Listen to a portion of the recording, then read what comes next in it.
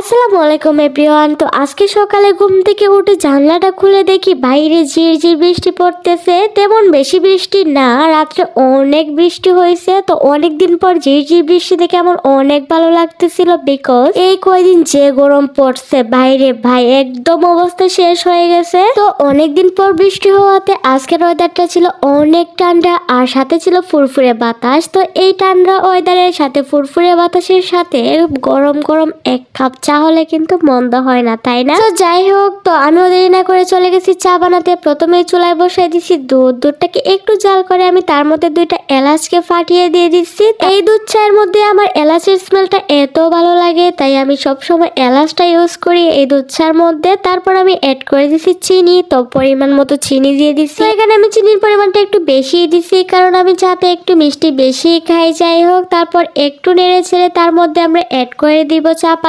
পাতাটা দেওয়ার পর আর একটু জাল করব। আর চায়ের যে সব ইনগ্রিডিয়েন্টস গুলো সবগুলোকে মিক্স করে নিছি। এই তো আমার চা রেডি হয়ে গেছে। তো এরকম একটা সুন্দর একটি ওয়েদারে শুধু চা হলে কি হয়, তো চায়ের সাথে আমি একটা ডিম পোচ আর একটা পরোটাও বেজে নিয়েছি। এই ঠান্ডা ঠান্ডা ওয়েদারে যদি প্রিয় মানুষের সাথে বসে এই চায়ে চুমুক দিতে পারতাম তাহলে আরো মোমেন্টটা বেস্ট হতো। যাই হোক, চাটা কিন্তু অনেক মজা ছিল। আর ওয়েদারটার কথা যদি বলি, এনজয় করার মতো একটা ওয়েদার ছিল। ভিডিওটি ভালো লাগলে অবশ্যই নিউ পেজে ফলো দিতে বলবেন না। টাটা।